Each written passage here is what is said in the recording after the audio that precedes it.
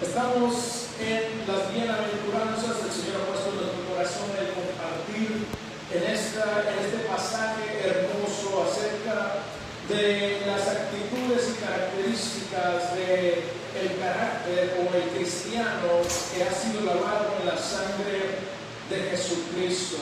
En Mateo capítulo 5 encontramos el sermón del monte, el cual abarca del capítulo 5 al capítulo 7 de Mateo. Es un sermón largo, pero es muy hermoso porque nos habla de cómo debe ser el caminar del cristiano, cómo debe ser la actitud del cristiano, qué características debemos mostrar los hijos de Dios. Así que las bienaventuranzas son el principio del sermón que Jesucristo predicó en el monte a la orilla del mar de Galilea.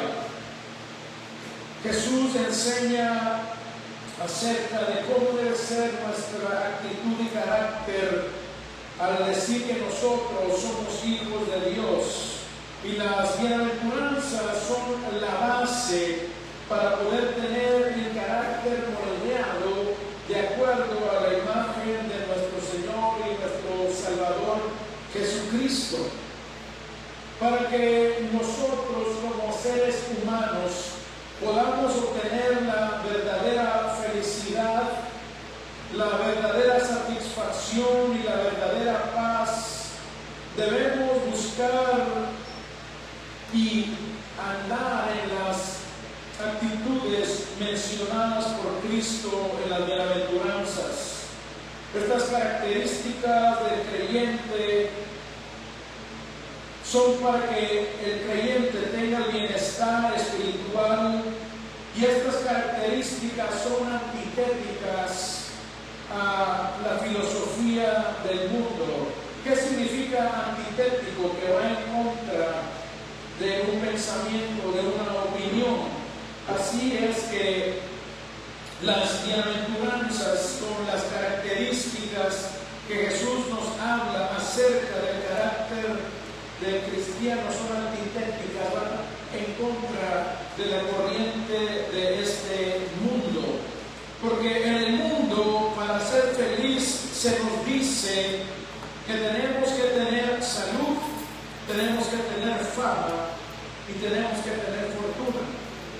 Usted va a ver a la gente en la televisión de la farándula riendo, gozándose, comiendo los mejores manjares, recibiendo premios aquí y allá por todas las cosas que hacen. Sin embargo, al final del día, cuando están en su cama, son la gente más infeliz del mundo. Y lo hemos oído cuando entrevistan a celebridades: ¿qué te gustaría más? Que ya tienes todo, has alcanzado los premios, la fama, la fortuna. Y dicen: lo que quiero es paz espiritual, lo que quiero es paz en mi interior. Pero el mundo enseña que la fama, la salud y la fortuna traen la felicidad y el gozo que el ser humano necesita. El mundo busca equivocadamente la verdadera felicidad porque la buscan donde no está, y porque no es un producto de nuestra naturaleza humana, sino que la verdadera felicidad proviene de Dios cuando su Espíritu Santo hace morada en cada uno de sus hijos, los cuales somos nosotros. Y para obtener la verdadera felicidad, la verdadera satisfacción, el verdadero bienestar espiritual, debemos ser partícipes de la naturaleza divina. ¿Y cómo es que un ser humano va a poder ser partícipe de la naturaleza divina? Y la respuesta es única y exclusivamente a través del Hijo de Dios, a través de aceptar a Cristo como Señor y Salvador y rendir nuestra voluntad, negarnos a nosotros mismos, tomar cada día nuestra cruz y seguirle a Él. Nadie puede obtener la salvación y la vida eterna fuera de Cristo. No podemos hacerlo. Por el contrario, el mismo Salomón dijo: todo es vanidad, todo está vacío se van, la belleza se acaba, la fama se termina. Nos vamos a la tumba y no podemos llevar nada con nosotros. Por eso nada de lo que está en esta tierra nos va a dar la llenura espiritual que nosotros necesitamos. Vayamos a Mateo capítulo 5 y leamos versos 1 al 3. Mateo 5, 1 al 3 dice de la siguiente manera: cierto día, al ver que las multitudes se reunían, Jesús subió a la ladera de la montaña y se sentó. Sus discípulos se juntaron a su alrededor y él comenzó a enseñarles. Dios bendice a los que son pobres en espíritu y se dan cuenta de la necesidad que tienen de Él, porque el reino del cielo les pertenece. En otra versión dice: bienaventurados los pobres en espíritu, porque de ellos es el reino de los cielos. Vemos aquí que al comienzo de este capítulo y del sermón, Jesús subió a la montaña y se sentó, y los discípulos estaban rodeándole, esos hombres que él escogió de entre el pueblo, y esto era característico de los rabinos. Al sentarse a enseñar, ellos mostraban seriedad, mostraban formalidad. Y esto, al sentarse el maestro, quería decir que la enseñanza que traía, que iba a impartir a sus discípulos, era de vital importancia. El mensaje que estamos viendo en el monte, donde está Jesús sentado, es un mensaje para los escogidos, sus escogidos. Aquellos que Él escogió para que anduvieran con Él en su ministerio y aprendieran de Él, y después comisionarlos para llevar el Evangelio a todas partes. Esto nos enseña que para poder nosotros, los seres humanos, recibir la verdad y ser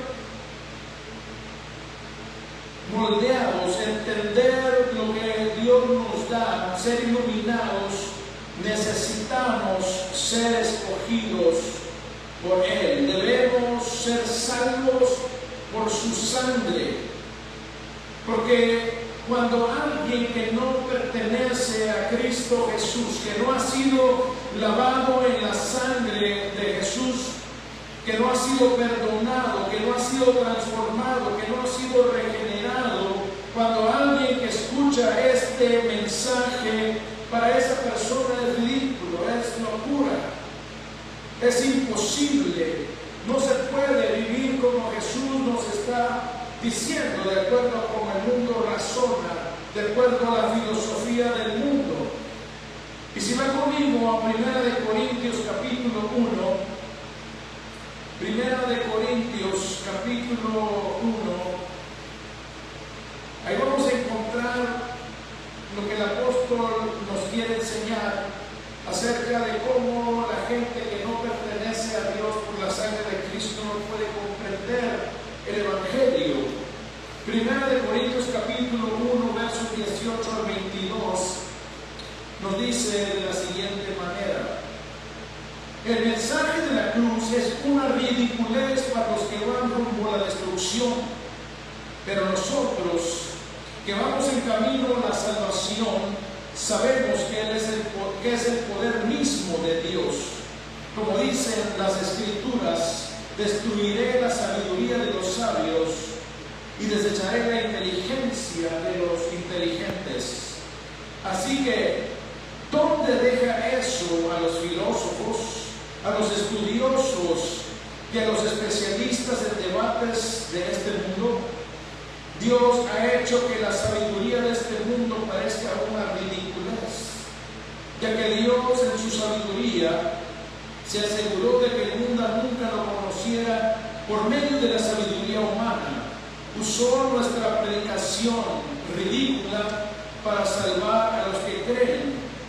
Es ridícula para los judíos que piden señales del cielo, y es ridícula para los griegos que buscan la sabiduría humana. Vemos que para el mundo sin Cristo el Evangelio es ridículo, y yo estoy más que seguro que usted antes ha escuchado esto. Ustedes no sé qué están haciendo ahí, eso no tiene sentido, ¿verdad?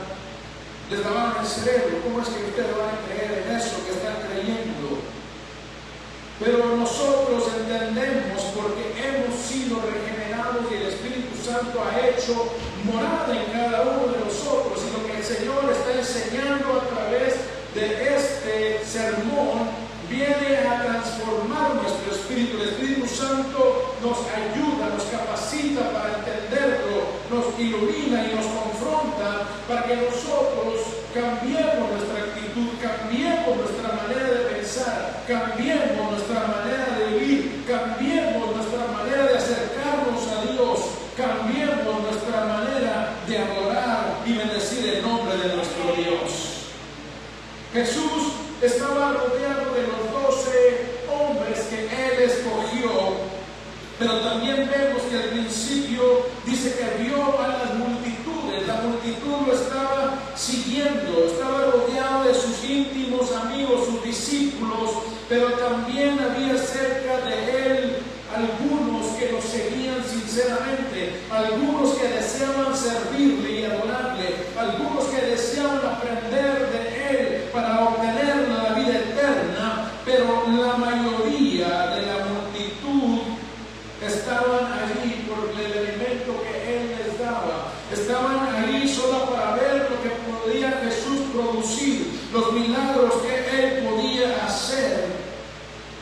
Por eso Jesús, cuando miraba a la multitud, la palabra nos dice que tenía compasión de la gente, porque los miraba como ovejas sin pastor.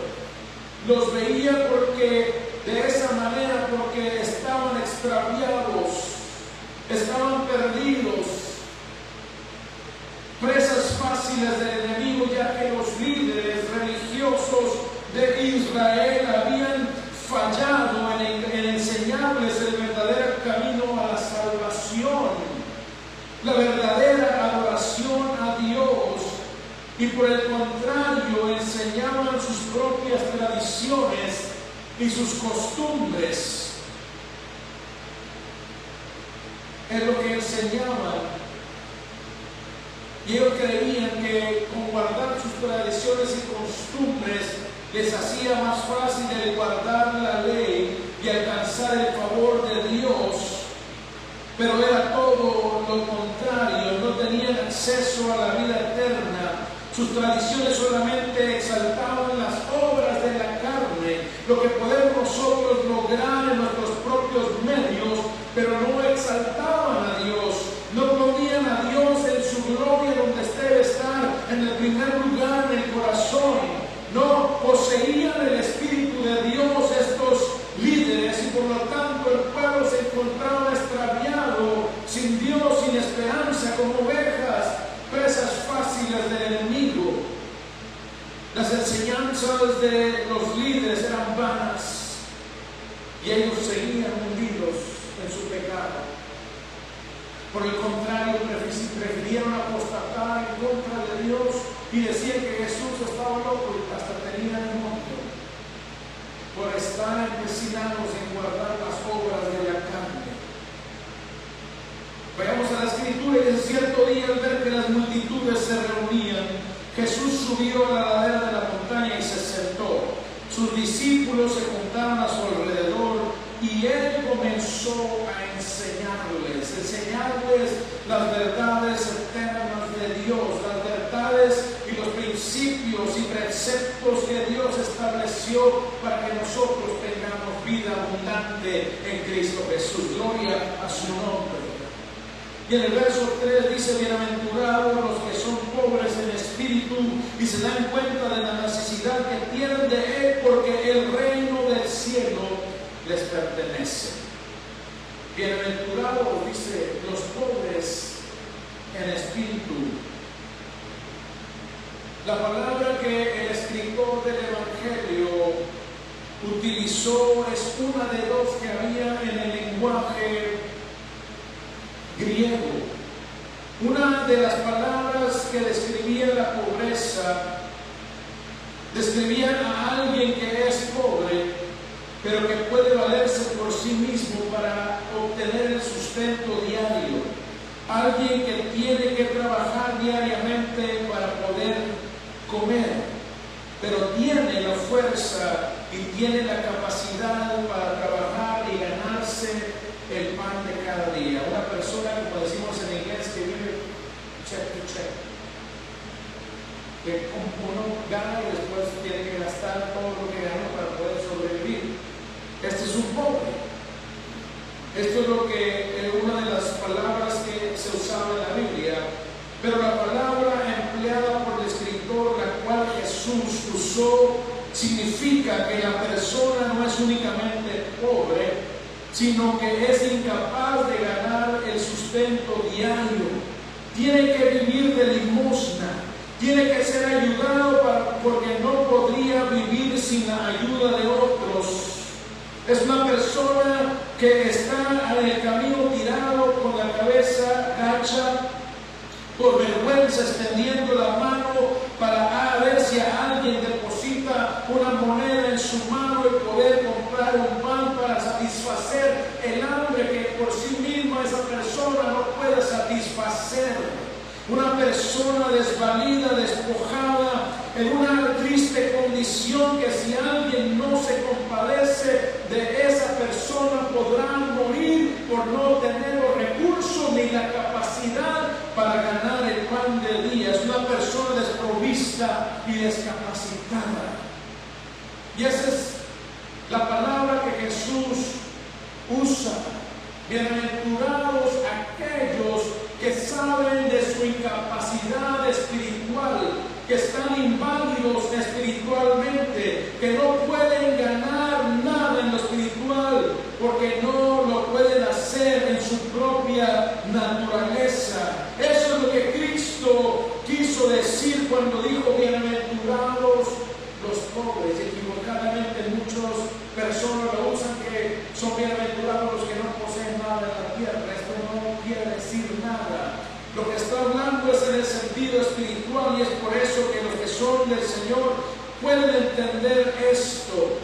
Y lo que Jesús está diciendo es que para que el ser humano pueda obtener la verdadera felicidad y bienestar espiritual, necesita reconocer su bancarrota espiritual. Necesita reconocer su incapacidad de poder agradar a Dios por medio de sus propios medios, por medio de su intelecto o su fuerza de voluntad, o su fuerza mental, o su fuerza física. Y cuando esta persona se da cuenta de su incapacidad y la desastrosa condición en la que se encuentra, entonces no tiene otro remedio que arrojarse a los pies de Cristo y pedir misericordia y gracia para poder obtener la vida eterna. Gloria al nombre de nuestro Dios. Y eso somos nosotros.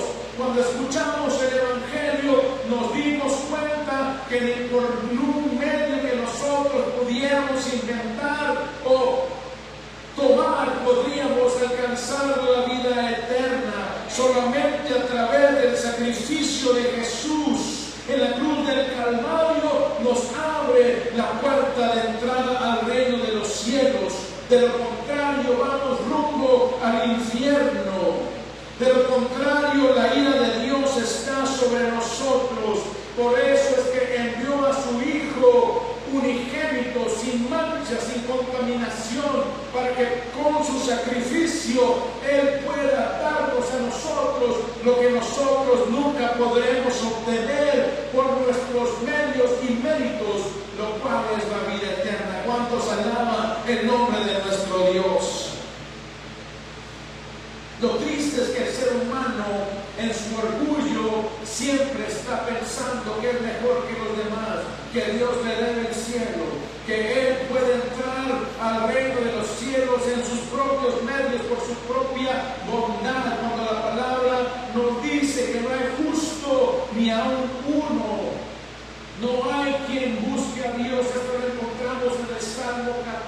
conoce. Dice, por el contrario, todos se hicieron inútiles, todos se han desviado. ¡Wow! Es así como es Dios al mundo sin la sangre de su Hijo Jesucristo.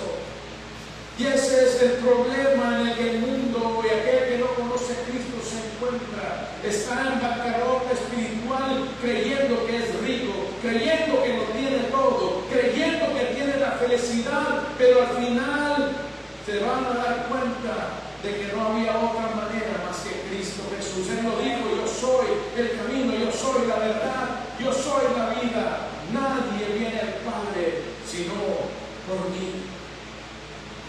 Ahora, vamos a ver algunos ejemplos de aquellos que creyeron que por sus propios medios podían obtener la vida eterna. Pusieron su confianza en su autosuficiencia. Uno de ellos es el joven rico que llegó con Jesús. Y vaya conmigo a Lucas capítulo 18,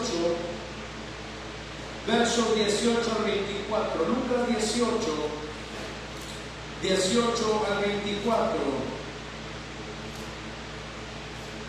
Lucas 18, 18 al 24 dice: cierta vez un líder religioso le hizo a Jesús la siguiente pregunta. No solamente era rico, era un líder religioso, era un maestro. Imagínense esto, ¿qué?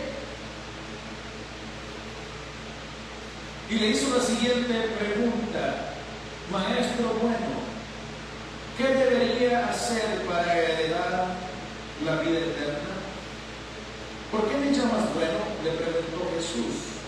Solo Dios es verdaderamente bueno. Pero para contestar a tu pregunta, tú conoces los mandamientos. No cometerás adulterio, no cometerás asesinato, no robes, no des falso testimonio, honra a tu padre y a tu madre. El hombre respondió: he obedecido todos estos mandamientos desde que era joven. Cuando Jesús oyó su respuesta, le dijo: hay una cosa que todavía no has hecho. Vende todas tus posesiones y entrega el dinero a los pobres, y tendrás tesoro en el cielo. Después ven y sígueme. Cuando el hombre oyó esto, se puso triste porque era muy rico. Jesús lo vio y dijo: qué difícil es para los ricos entrar en el reino de Dios. De hecho, es más fácil que un camello pase por el ojo de una aguja que un rico entrar en el reino de Dios. Vemos que este hombre estaba refugiándose en su autosuficiencia.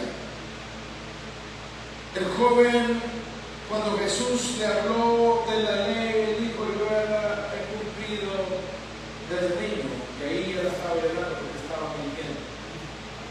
La primera mentira: no mentirás, es parte de la ley. Y todo lo que él creía que le había ganado la vida eterna en sus fuerzas, Jesús, conociendo su corazón, le tocaba un tema el cual le dolía mucho. Un tema que era el primer lugar en su corazón. No era ni Dios el primer lugar, según él había guardado la ley porque amaba a Dios.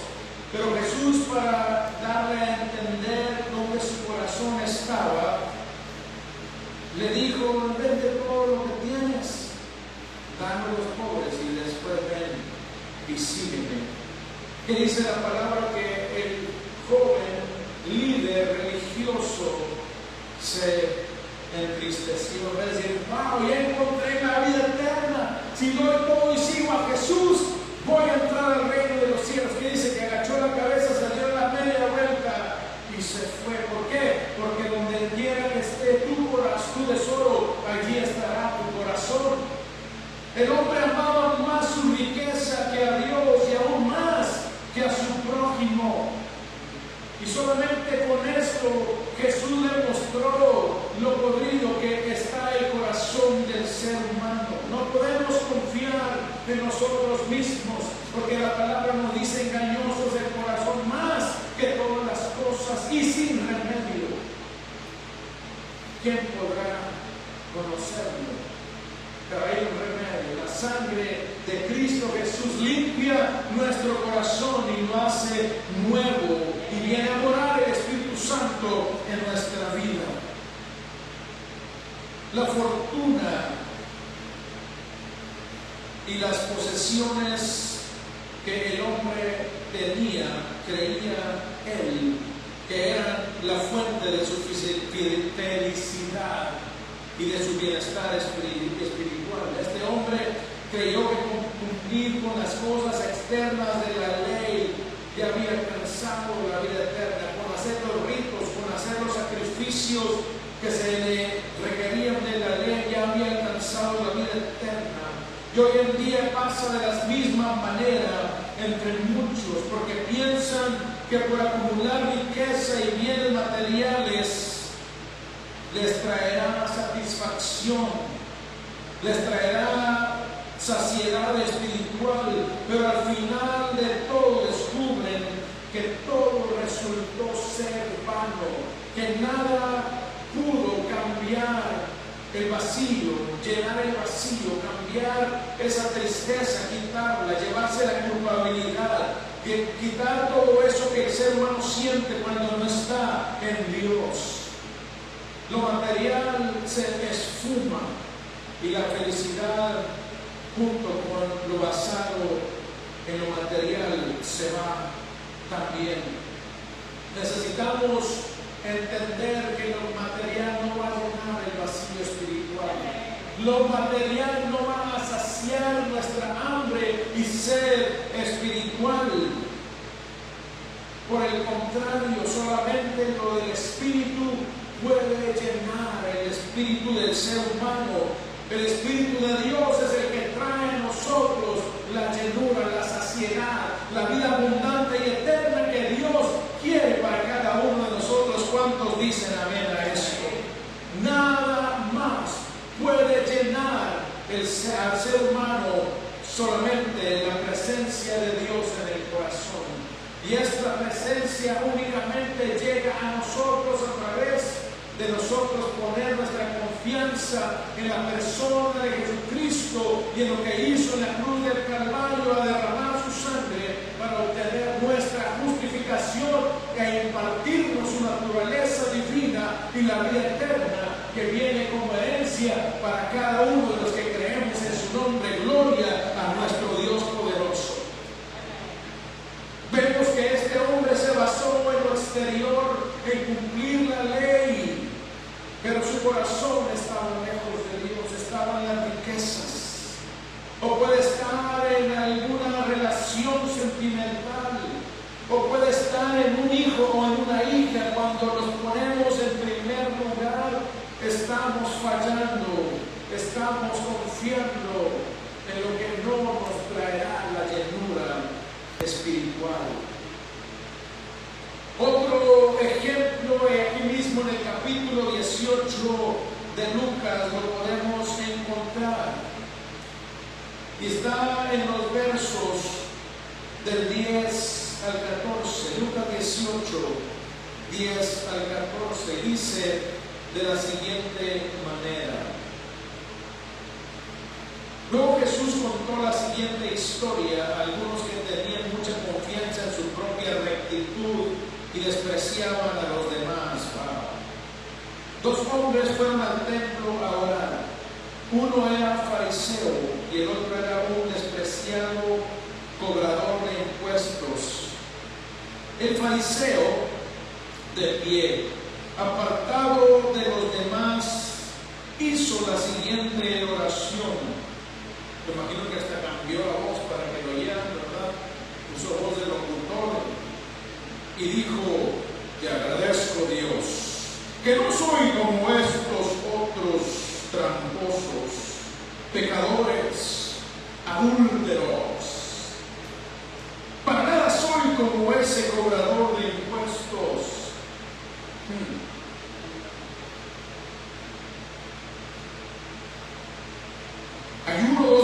veces a la semana y te doy el diezmo de mis ingresos.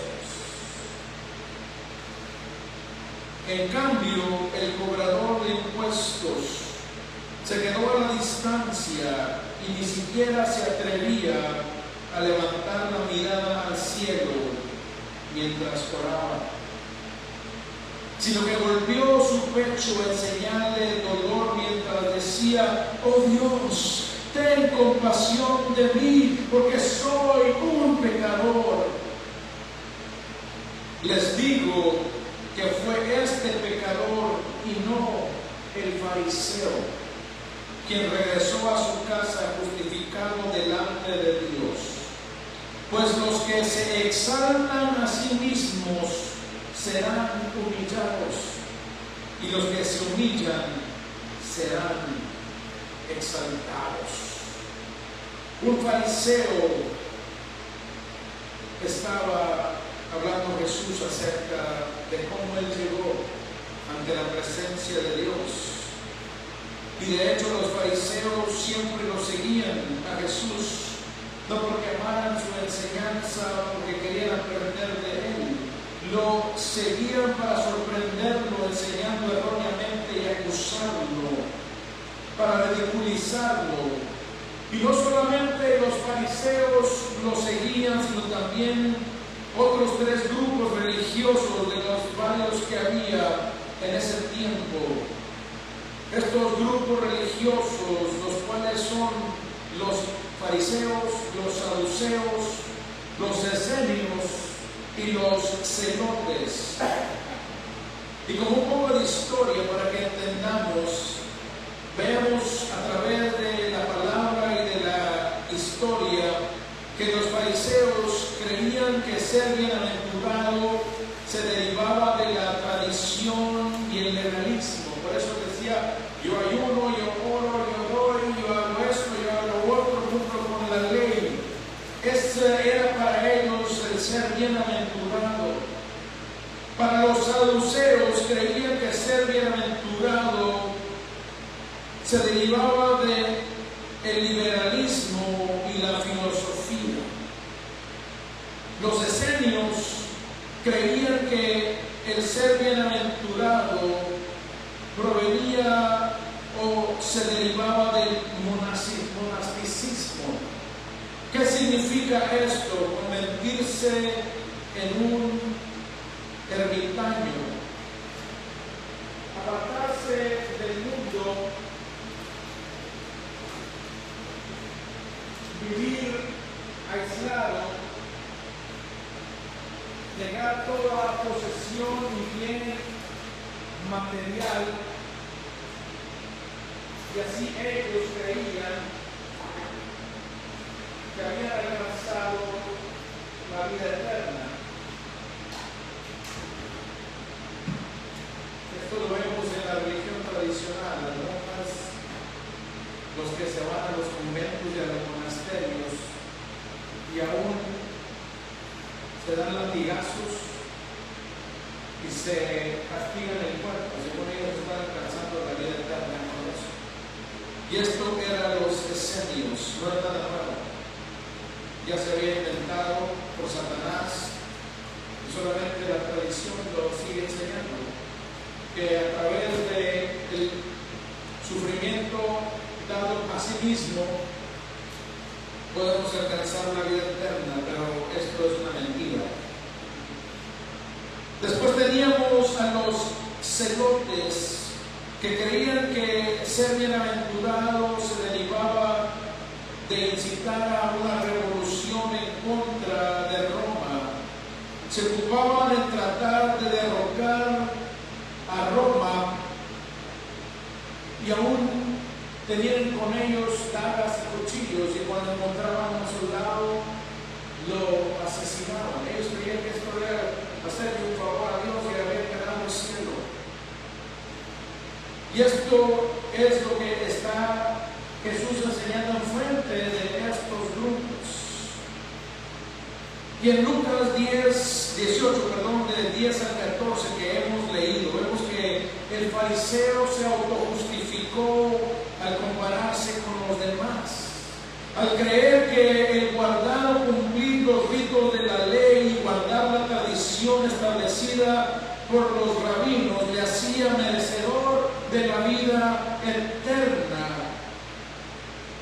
Y esto él lo hacía comparándose con su semejante, el cual era un recaudador de impuestos. Recordemos que a ellos los odiaban los judíos porque trabajaban para Roma recaudando impuestos y aún cobraban de más para ellos tener su propia ganancia.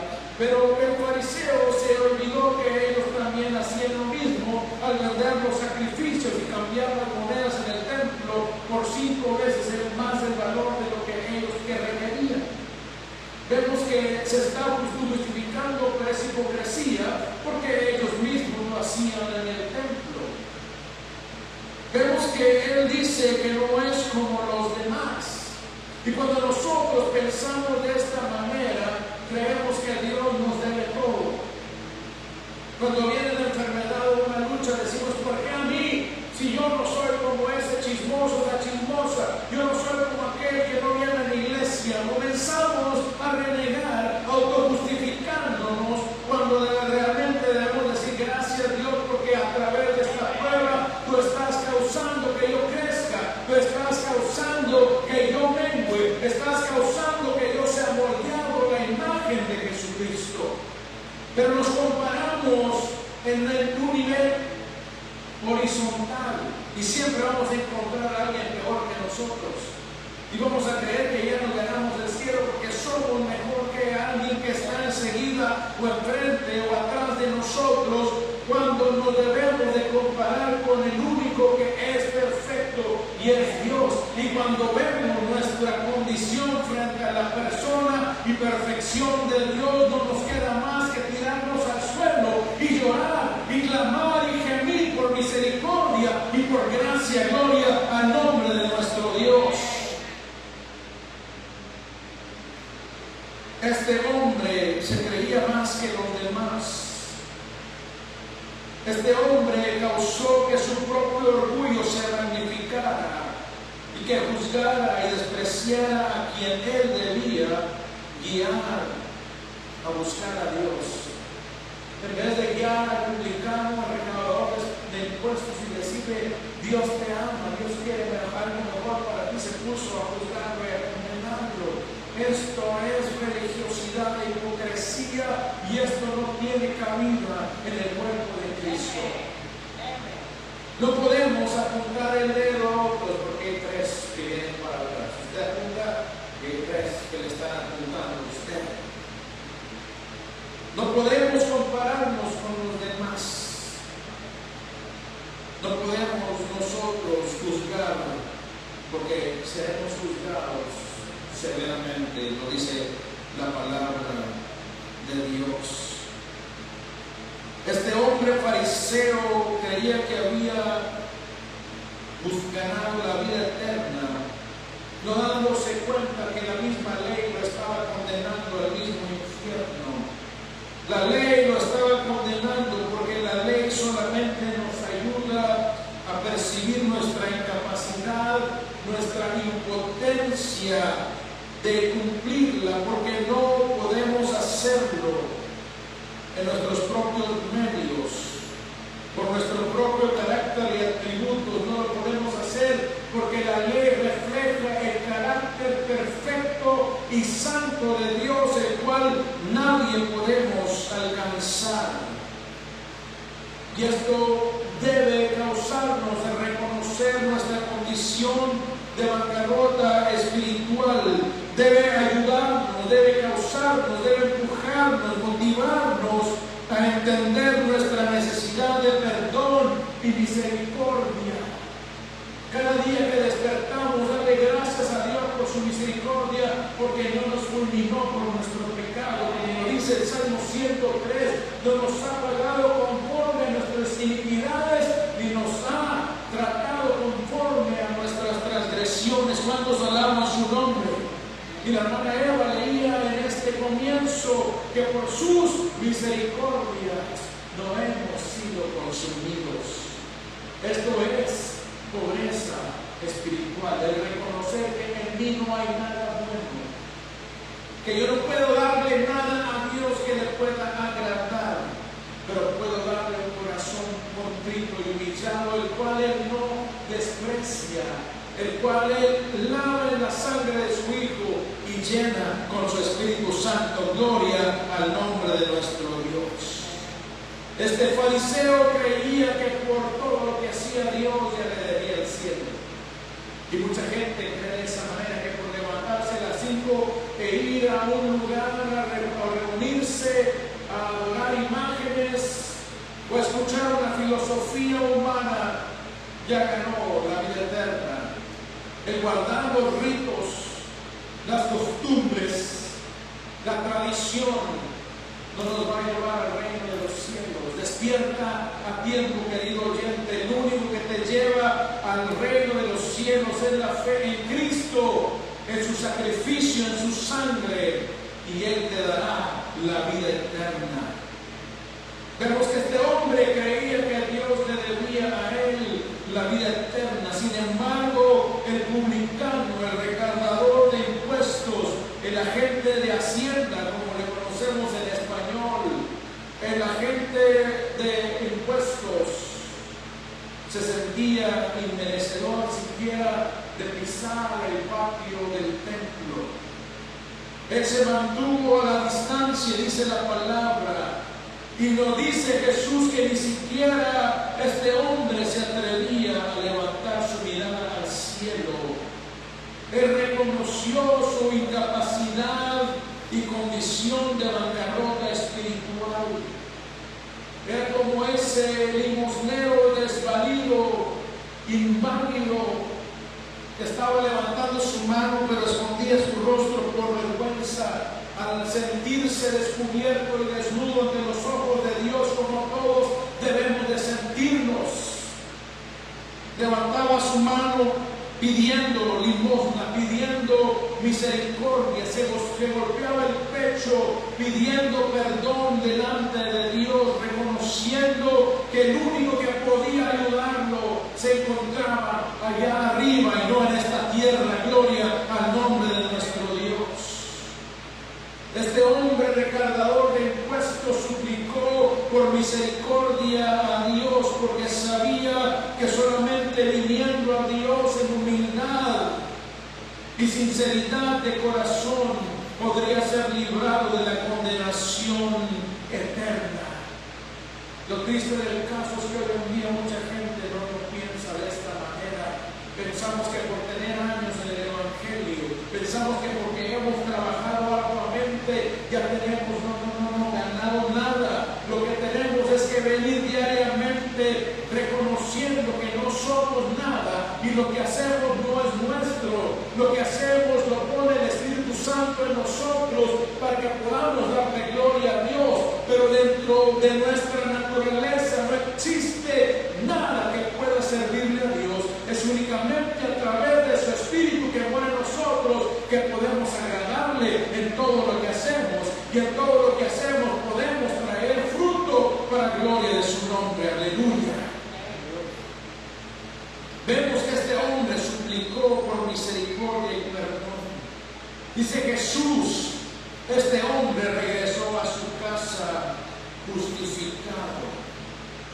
No puso su confianza en su riqueza, porque igual que el fariseo era rico, pero él era rico porque también sustraía de los impuestos, pero reconoció que estaba en pecado.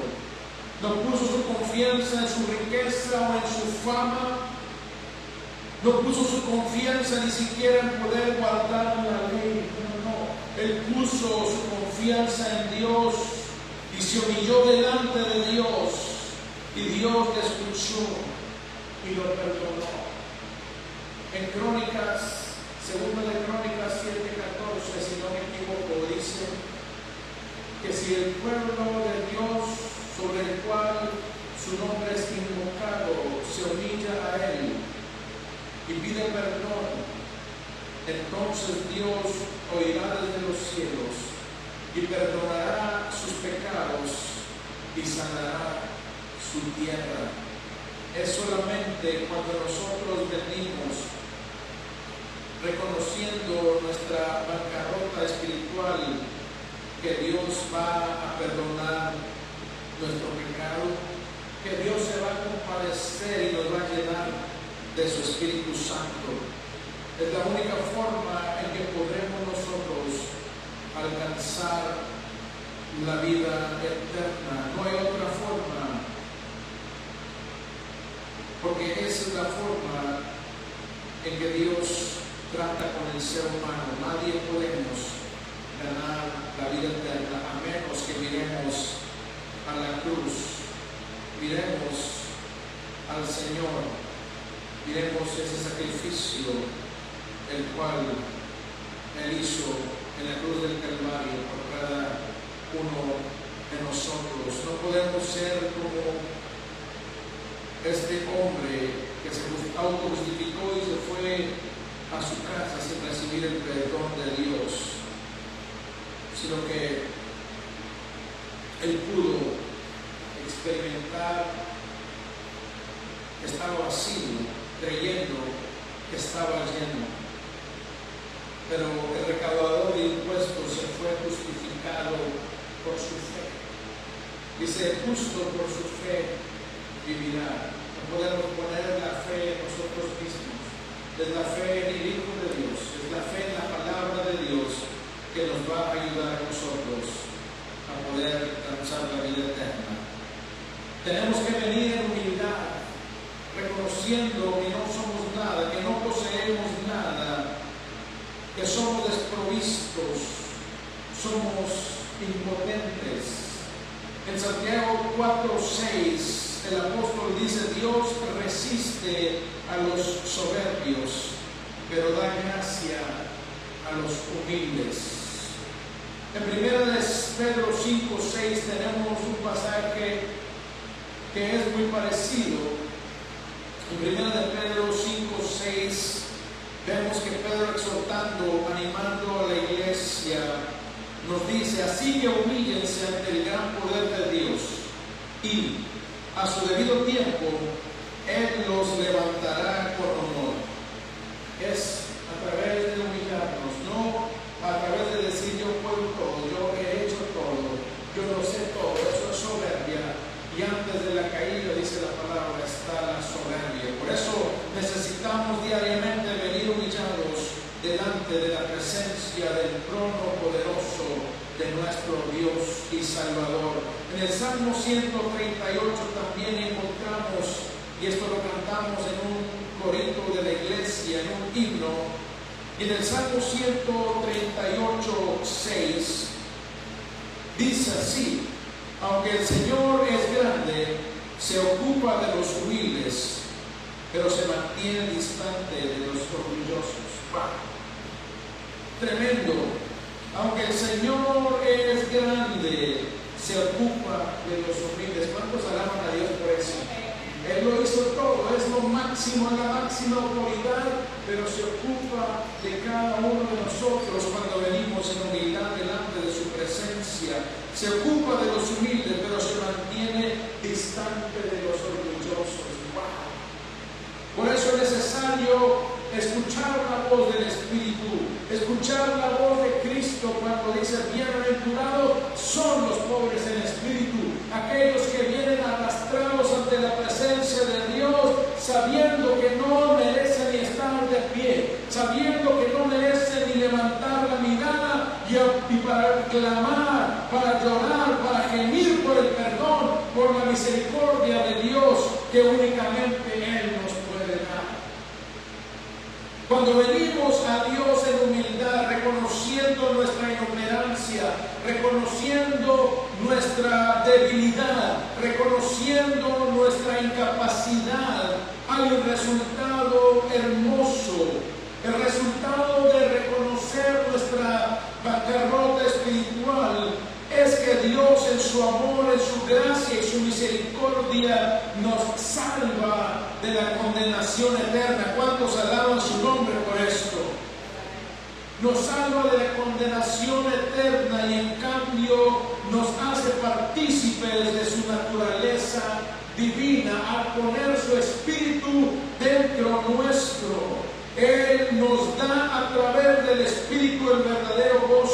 la verdadera felicidad, la verdadera paz y la verdadera satisfacción espiritual.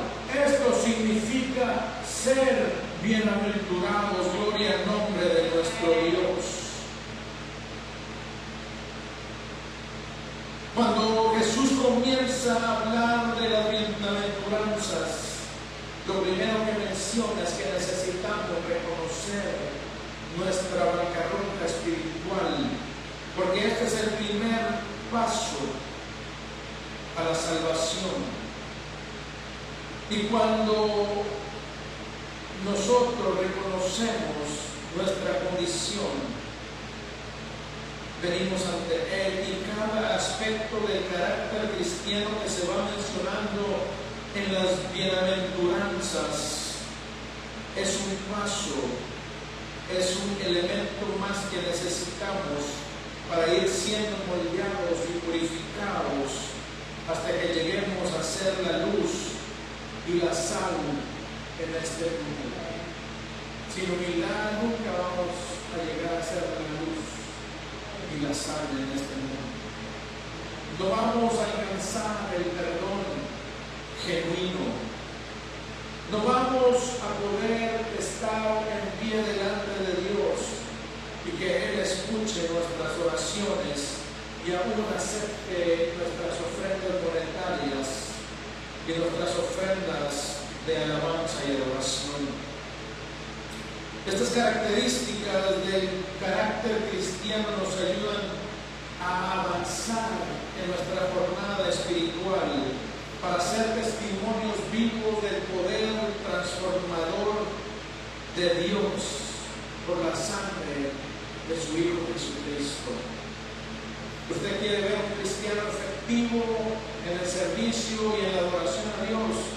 Usted va a ver a un hombre o una mujer en humildad y el reconocimiento de su incapacidad de poder agradar a Dios fuera de Cristo.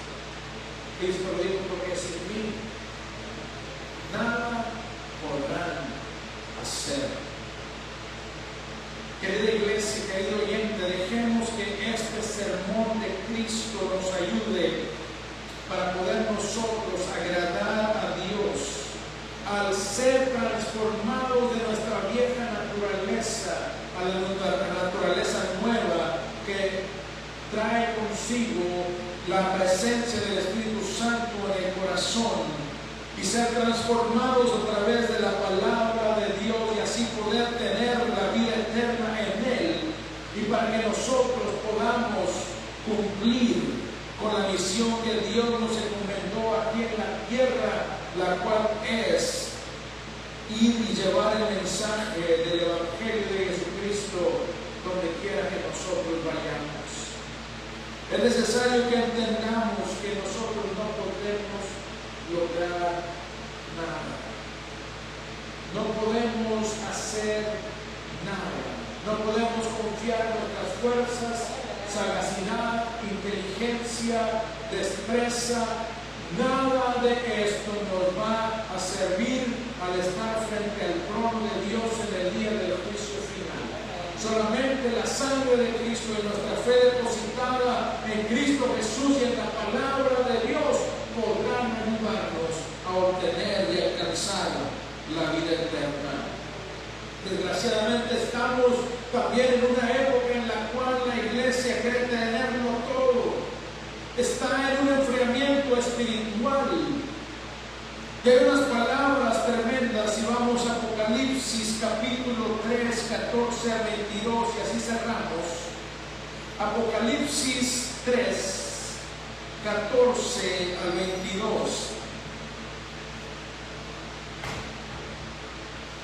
Es una sentencia tremenda de Dios a todo aquel que pone su confianza en lo material o en su propia fuerza.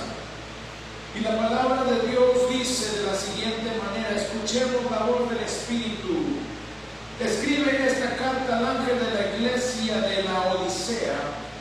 Este es el mensaje de aquel que es el Amén, el testigo fiel y verdadero, el principio de la nueva creación de Dios. Dios, en todo lo que haces, que no eres frío ni caliente. Como quisiera que fueras lo uno o lo otro, pero ya que eres tibio, ni frío ni caliente, te escupiré de mi boca. Y aquí está la sentencia en contra de la iglesia moderna. Tú dices, soy rico, tengo todo lo que quiero, no necesito nada. Y no te das cuenta que eres un infeliz y un miserable. Eres pobre, ciego y estás desnudo. Así que te aconsejo de mí compres oro, un oro purificado por fuego, y entonces serás rico. Compra también ropas blancas de mí, así no tendrás vergüenza por tu desnudez, y compra ungüento para tus ojos, para que así puedas ver. Yo corrijo y disciplino a todos los que amo. Por lo tanto, sé diligente y arrepiéntete de tu indiferencia. Qué iglesia, qué bendecido, una iglesia, qué lujo. Pero muchos están ahí solamente porque se siente bonito el show que están dando, porque la música está lo más moderno y atractivo posible.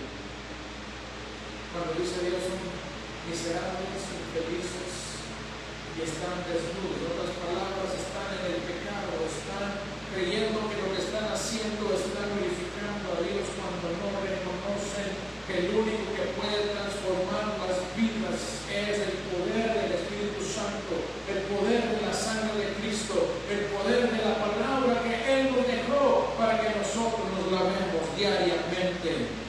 Por eso, iglesia, necesitamos oír la voz del Señor y entender dónde estamos parados, entender nuestra condición espiritual, qué es lo que estoy haciendo para heredar la vida eterna, qué es lo que tengo puesto mi confianza para decir que cuando suene la trompeta seré levantado en las nubes con los hijos de Dios. Tenemos que venir en reconocimiento de nuestra pobreza, nuestra miseria, nuestra bancarrota espiritual, y decirle: Señor, no tengo nada, no soy nada, pero aquí está mi corazón, te lo ofrezco para que tú me transformes y me hagas una nueva criatura, me hagas un agente tuyo para llevar el Evangelio de Jesucristo donde quiera que yo esté. Esta es una palabra hermosa de Dios. No nos basemos en nuestra arte, en nuestras obras. Pongamos nuestra mirada, nuestra fe, nuestra confianza en Cristo Jesús.